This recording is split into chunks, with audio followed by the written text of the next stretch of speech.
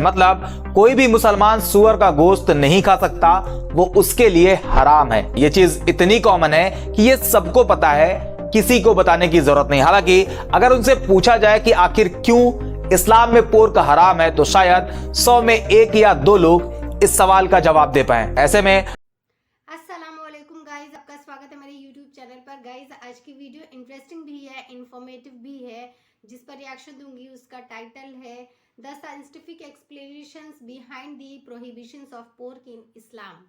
इस्लाम में पोर्क क्यों हराम है, इस पर साइंटिफिक रीज़न क्या है और इस्लाम में कहाँ पर लिखा है। कई दफ़ा बहुत सारे मुस्लिमों का और हिंदुओं का, बहुत सारे और भी गैर मजहब के लोग जो हैं, इनका सवाल रहता है कि कुरान शरीफ में अल्लाह ताला ने कहाँ पर भी लिखा है कि पोर्क इस्लाम में हराम है, उनका गोश्त खाना क्यों हराम है। विद प्रूफ तो हम इस वीडियो में देखेंगे कि कहाँ पर कुरान शरीफ में लिखा है और इसके क्या क्या रीज़न है, क्यों हराम है। आइए वीडियो की तरफ चलते हैं, लेकिन उससे पहले मेरी एक छोटी सी रिक्वेस्ट है, प्लीज़ चैनल को लाइक शेयर सब्सक्राइब ज़रूर करिएगा, बहुत मेहरबानी होगी। चलिए वीडियो की तरफ चलते हैं। मैं एक चीज डेफिनेटली कह सकता हूं कि आप ये जरूर जानते होंगे कि इस्लाम में पोर्क प्रोहिबिटेड है, मतलब कोई भी मुसलमान सुअर का गोश्त नहीं खा सकता, वो उसके लिए हराम है। ये चीज इतनी कॉमन है कि ये सबको पता है, किसी को बताने की जरूरत नहीं। हालांकि अगर उनसे पूछा जाए कि आखिर क्यों इस्लाम में पोर्क हराम है, तो शायद 100 में 1 या 2 लोग इस सवाल का जवाब दे पाए। ऐसे में आज की इस वीडियो में हम इसी कॉन्सेप्ट के इंटरनल रीजन को समझेंगे कि आखिर इस्लाम में सुअर का गोश्त हराम क्यों है, आखिर क्यों सऊदी अरब ने पोर्क पर कंप्लीट बैन लगा रखा है, उसके पीछे का साइंटिफिक रीजन क्या है और सुअर का गोश्त खाने से नुकसान क्या क्या है। और इसके अलावा सुअर को लेकर कुछ अजीब अजीब अफवाहें भी है, उसका भी सच आपको बताएंगे। मैं टॉपिक पर आगे बढ़ूं उससे पहले यह क्लियर कर दें कि ये जो कहा जाता है कि इस्लाम में सुअर का गोश्त हराम है, मुसलमान पोर्क नहीं खा सकते, ये इस्लामिक स्क्रिप्चर्स में लिखा कहां है। क्योंकि कई लोगों का यह भी आर्गुमेंट होता है कि यह सब मौलाना लोगों ने फैलाया हुआ है, इस्लाम में ऐसा कुछ नहीं कहा गया है और भी बहुत कुछ कहा जाता है। हालांकि आज की इस वीडियो में हम आपको दिखाएंगे भी और बताएंगे भी सच क्या है। कुरान चैप्टर 2 वर्स 173, जिसमें साफ साफ मेंशन है, उसने तो तुम पर यही हराम किया है, मुर्दार यानी मरा हुआ जानवर, खून यानी जो बॉडी से निकलकर बह जाए, सुअर का गोश्त और जिस पर अल्लाह के सिवा किसी और का नाम लिया गया हो। 4 चीजों को लेकर साफ साफ कहा गया है कि यह हराम है, जिसमें एक है सुअर का गोश्त। सेम यही बात कुरान चैप्टर 5 वर्स 3 में भी मेंशन है, चैप्टर 6 वर्स 145 में भी मेंशन है, चैप्टर 16 वर्स 115 में भी मरा हुआ जानवर, बहा हुआ खून, सुअर का गोश्त और जिस पर अल्लाह के सिवा किसी और का नाम लिया गया हो, उसे हराम कहा गया है। इससे पहला डाउट क्लियर होता है कि इस्लामिक स्क्रिप्चर्स में सुअर के गोश्त को हराम बताया गया है। लेकिन अभी भी सवाल वही, आखिर हराम बताया क्यों गया है, रीजन क्या है, अब इसे समझते हैं। आगे बढ़ने से पहले आपसे एक रिक्वेस्ट है कि आप इस वीडियो को लाइक जरूर करें और एक अच्छा सा कमेंट कर दें, इससे हमें और नए लोगों से जुड़ने में मदद मिलेगी और YouTube इस वीडियो को ज्यादा से ज्यादा लोगों को रिकमेंड करेगा। टॉपिक पर वापस आते हैं, बेसिक से शुरू करें तो अगर आप रूरल एरिया से बिलोंग करते हो या आपने कभी देखा हो कि सुअर एक बेहद ही गंदा जानवर है जो गंदे पानी में, कीचड़ में रहता है और आज भी रूरल एरियाज में लोगों के पास टॉयलेट होने के बावजूद वो घर से बाहर खुले मैदान में जाते हैं, और जिनके घर टॉयलेट है ही नहीं उनकी तो मजबूरी है बाहर जाना। ऐसे में जो सुअर होता है वो उन इंसानों के बॉडी वेस्ट को खा जाता है। अब आप सोचिए, जो सुअर गंदगी में रहता है, इंसानों के मलमूत्र खाता है, गंदगी खाता है, मरे हुए सड़े हुए जानवर का गोश्त खाता है, तो क्या उस सुअर का गोश्त खाने लायक हो सकता है? क्या उसे इंसान को खाना चाहिए? एक नॉर्मल इंसान का जवाब तो ना ही होगा। लेकिन फिर भी दूसरी कंडीशन में आपका ख्याल यह भी हो सकता है, ये तो रूरल एरियाज में होता है, वहां पे सुअर का पालन पोषण सही से नहीं होता, इसलिए वो गंदगी में रहते हैं। लेकिन बड़े शहरों में या हाई डेवलप्ड कंट्री में वेल मेंटेन फार्म होते हैं, जहां पे सुअर की हाई क्लास देखरेख होती है, वो जहां रहते हैं वो जगह साफ सुथरी होती है। और ऐसा इसलिए क्योंकि फार्म को इसी तरह दिखाया जाता है, जबकि सच्चाई ये है कि सुअर का नेचर ही है, वो गंदगी खाएगा ही खाएगा। ऐसे में फार्म में रहने वाले सुअर एक दूसरे के ही बॉडी वेस्ट को खा जाते हैं, यहां तक कि अपने ही बॉडी वेस्ट को खा जाते हैं। एक लाइन में कहें तो सुअर एक गंदा जानवर ही है। ये तो ऊपर ऊपर की चीजें हुई जो आम इंसान को दिखाई देती हैं, जिसे देखकर एक नॉर्मल इंसान तो कभी भी सुअर का गोश्त खाने की सोच भी नहीं सकता। लेकिन फिर भी अगर इन चीजों को अवॉइड करें और सुअर के गोश्त से होने वाले नुकसान के साइंटिफिक रीजन को देखें तो सबसे पहले आता है उसका बॉडी स्ट्रक्चर। शायद आपको यह पता होगा कि सुअर को पसीना नहीं आता। अब नहीं आता तो नहीं आता, इसमें क्या? तो इसमें बहुत बड़ी प्रॉब्लम है, क्योंकि बॉडी से पसीना निकलना बेहद जरूरी होता है और इसके कई फायदे होते हैं। जैसे पसीना निकलने की वजह से बॉडी का इंटरनल टेम्परेचर मेंटेन रहता है। अगर बॉडी में किसी वजह से भी एक्सेस एनर्जी प्रोड्यूस होती है तब भी वो पसीना बनकर बाहर निकल जाती है। और ये जो बॉडी से पसीना बनकर निकलता है वो पानी भी होता है, मॉइस्चराइजर भी होता है, साथ ही साथ कुछ टॉक्सिक सब्सटेंसेस भी होते हैं जो पसीने के साथ बाहर निकल जाते हैं और इससे skin maintain and body fit रहती है। और ये जो पसीना निकलता है इसमें बेसिकली दो चीजें काम करती हैं, एक होता है पोर्स और दूसरा स्वेट ग्लैंड्स। इसमें जो पोर्स होता है वो बॉडी स्किन के सरफेस पर छोटे छोटे खुले हुए छेद होते हैं और स्वेट ग्लैंड्स स्किन के अंदर होती है जो कि पोर्स से कनेक्टेड होती है और यही ग्लैंड्स पसीना प्रोड्यूस करती है। सेम चीज अगर आप सुअर के केस में देखेंगे तो सुअर एक ऐसा जानवर है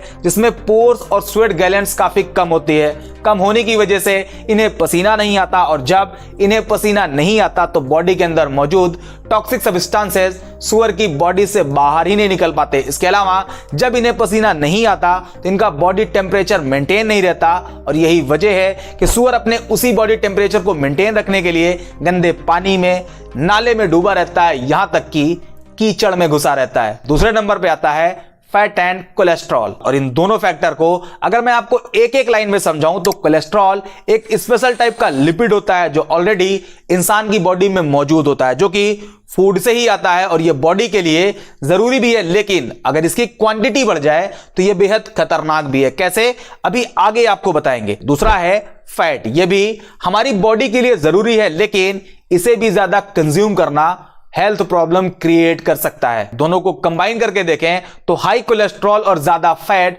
हार्ट डिजीज और हाई ब्लड प्रेशर के लिए एक रीजन बन सकते हैं। मोटापा बढ़ सकता है, डायबिटीज का खतरा भी बढ़ सकता है। अब इसे सुअर के गोश्त के साथ कंपेयर करें तो आमतौर पे सुअर के गोश्त में कोलेस्ट्रॉल और फैट की मात्रा काफी ज्यादा होती है। यह पूरी तरह से चर्बी से भरा होता है, लेयर पे लेयर बनी होती है। इससे एक स्टेप आगे और देखें तो कई स्टडीज बताती हैं कि आज जो कैंसर के इतने ज्यादा केसेस हैं उसका रेड मीट और पोर्क के हाई कंजप्शन से डायरेक्ट लेना देना है। तीसरे नंबर पे आता है पैरासाइट इंफेक्शन और ये पैरासाइट इंफेक्शन का खतरा आपको झकझोर सकता है क्योंकि पोर्क यानी सुअर का गोश्त कई तरह के पैरासाइट का कैरियर है, जिसमें round worm, hook worm, tape worm और पिन वर्म सबसे ज्यादा नोटेबल है। और इसमें एक आता है टेनिया सोलियम जो कि एक तरह का टेपवर्म है जो आमतौर पर सुअरों में पाया जाता है। और जब कोई सुअर का गोश्त खाता है तो यह पैरासाइट उस इंसान के बॉडी में इंटर कर सकता है और अंत में जाकर इंसान को बहुत ज्यादा बीमार कर सकता है। यही सब कुछ रीजन है जिस वजह से इस्लाम में सुअर का गोश्त खाने से मना किया गया है। लेकिन ऐसा भी नहीं है यह सिर्फ इस्लाम में मना किया गया है। अब आपको थोड़ी सी हैरानी और होगी क्योंकि पोर्क को यहूदी रिलीजन में भी खाने से मना किया गया है। लेविटिकस का चैप्टर 11 जो कि क्लीन एंड अनक्लीन फूड के बारे में बताता है और उसके वर्स 3 में कहा गया है वो जानवर जैसे भेड़, हिरन जिनके खुर 2 हिस्सों में बटे हुए हैं और वो जुगाली भी करते हैं उन्हें कंज्यूम किया जा सकता है, जबकि सुअर जुगाली नहीं करते इसलिए उसे नहीं खाना चाहिए। इसी तरह डिटरोनॉमी चैप्टर 14 वर्स 8 में कहा गया है सुअर भी अनक्लीन है, हालांकि इसके खुर 2 हिस्सों में बटे हुए हैं फिर भी वो जुगाली नहीं करता, तुम्हें उसका गोश्त नहीं खाना चाहिए। आप थोड़ा सा अगर इसके हिस्ट्री में जाएं तो रोमन पीरियड में जो नॉन ज्यूज लोग थे वो ये बात जानते थे कि यहूदी के लिए सुअर का गोश्त अनक्लीन है, बावजूद इसके यहूदियों को सुअर का गोश्त खिलाने की जबरन कोशिश करी जाती थी। मैकाबीज के अकॉर्डिंग सेल्यूसिड सम्राट एंटियोकस IV ने यहूदी रिलीजन के प्रैक्टिस पर बैन लगाने की अपनी कोशिश में एक काम यह भी किया था कि यहूदियों को सुअर का गोश्त खाने को मजबूर किया गया था और यही काम अलेक्जेंड्रिया दंगों में भी किया गया था। यह तो यहूदी की बात हुई। अब अगर मॉडर्न क्रिश्चियनिटी में देखें तो यहां पर सुअर के गोश्त पर किसी तरह का कोई बैन नहीं, लेकिन इथियोपियाई ऑर्थोडॉक्स चर्च और इरिट्रियाई ऑर्थोडॉक्स चर्च सुअर का गोश्त कंज्यूम करने की परमिशन नहीं देते। हालांकि क्लीन और अनक्लीन को अगर साइड करें तो पूरी दुनिया में सिर्फ एक दिन में 38 लाख सूअर को काट कर खाया जाता है। यह सिर्फ एक दिन में है, पूरे साल का आप अंदाजा लगा सकते हो। और ऐसा इसलिए है क्योंकि सूअर के गोश्त को लेकर जो अलग अलग रिलीजन, अलग अलग सोसाइटी में बैन लगाया गया है, उसमें सिर्फ मुसलमान ही हैं जो इसे ईमानदारी से फॉलो करते हैं। अब ईमानदारी की बात आ ही गई है तो आपको यह भी बता दें कि इस्लाम में शराब भी हराम है। इस वीडियो में मैंने डिटेल में बताया हुआ है कि क्यों हराम है, लेकिन फिर भी बहुत से मुसलमान खुलेआम शराब पीते हैं, हालांकि वो इस्लामिक एथिक्स को जानते हैं फिर भी पीते हैं। जबकि अगर आप सूअर के केस में देखेंगे तो सूअर का गोश्त खाने वालों में मुसलमान ना के बराबर हैं। अगर दुबई के एग्जांपल से आपको समझाऊं तो दुबई में पोर्क बिकता है, लेकिन वहां साफ साफ लिखा होता है for not Muslims, not for Muslims. अब आते हैं एक मिथ पर जो मुस्लिम सोसाइटी में जबरदस्त फैला हुआ है। अगर आप मुस्लिम हैं तो आपने भी इसे जरूर सुना होगा। लोग अक्सर कहा करते हैं सूअर का नाम जबान से नहीं लिया जाता, उसे खिंजीर कहा करो, क्योंकि सूअर कहने से इंसान की जबान 40 दिनों के लिए गंदी हो जाती है। यह आपने भी जरूर सुना होगा। यहां तक कि इसे लेकर लोग इस तरह से रिएक्ट करते हैं कि एक जगह मस्जिद में एक इमाम ने अपनी तकरीर के बीच सूअर का नाम ले लिया तो वहां के लोगों ने उन्हें मस्जिद की इमामत से ही हटा दिया। हालांकि ऐसा बिल्कुल भी नहीं है। इस्लामिक स्क्रिप्चर्स और इस्लामिक स्कॉलर के अकॉर्डिंग सूअर खाना हराम है, बल्कि उसका खून, हड्डी, बाल, थूक, उसकी पूरी बॉडी से निकलने वाली हर चीज गंदी है। ये सब सही है, लेकिन सूअर का नाम लेने से 40 दिन तक जबान गंदी हो जाती है, ये सिर्फ एक मिथ है। क्योंकि बुरी से बुरी चीज का बुराई के साथ नाम लेना बुरा नहीं, क्योंकि बुरी चीज की बुराई भी बगैर नाम लिए नहीं की जा सकती। एग्जांपल से आपको समझाऊं तो इब्लीस, फिरौन, हमान, अबू लहब, ये नाम बहुत ही गंदा है, लेकिन फिर भी ये कुरान में आया है और मुसलमान इसे पढ़ते भी हैं। सेम ऐसे ही सूअर का नाम लेकर सूअर के शरई हुक्म के बारे में लोगों को बताना बिल्कुल भी बुरा नहीं। फिर वो मस्जिद में लिया जाए, गैर मस्जिद में लिया जाए, तकरीर में लिया जाए या फिर आम लोगों के बीच होने वाली बातचीत में लिया जाए, क्योंकि कुरान में भी सूअर का नाम कई बार आया है, जिसे अरबी में खिंजीर कहा जाता है और खिंजीर को ही इंडियन सब कॉन्टिनेंट में सूअर कहा जाता है। ऐसे में अगर आप कुरान के उस पार्ट को नमाज में भी पढ़ते हो जिसमें खिंजीर वर्ड आया है तो आपकी नमाज हो जाएगी, और जब नमाज हो जाएगी तो जबान गंदी होने का सवाल ही पैदा नहीं होता। उम्मीद करते हैं वीडियो आपको जरूर पसंद आई होगी और आप ये समझ गए होंगे कि इस्लाम में सूअर का गोश्त हराम क्यों है। उम्मीद है लोगों के सवालों के जवाब मिल गए होंगे जो ये कहते हैं कि कहाँ कुरान शरीफ में लिखा हुआ है। इस वीडियो में देखकर उन्हें पता लग गया होगा कि कौन से चैप्टर में और कौन से वर्स में कहाँ पर लिखा हुआ है। सिर्फ मुस्लिम मजहब में ही ये फॉलो किया जाता है, इस की पोर्क को नहीं खाना है, ये हराम है। सुन के ही गंदा लगता है कि इंसानों की बॉडी वेस्ट को खाए और ऊपर से अगर उन्हें ना मिले तो वो अपने ही बॉडी वेस्ट को खा जाते हैं और उनसे कितनी सारी बीमारियां होती है उस पोर्क के मीट को खाने से। इसी वजह से अल्लाह ताला ने फरमाया है कि इंसानों के लिए सारी चीज़ें अच्छी बनाई गई है उसे खाने के लिए, ना कि गंदी। क्यों पोर्क जो है गंदी जगह पे रहते हैं और गंदगी से रहते हैं, उन्हें कितनी भी सफाई से आप रख लो, उनके नेचर में ये चीज़ है, वो गंदगी उनके नेचर में है, तो वो कभी बदल नहीं सकती।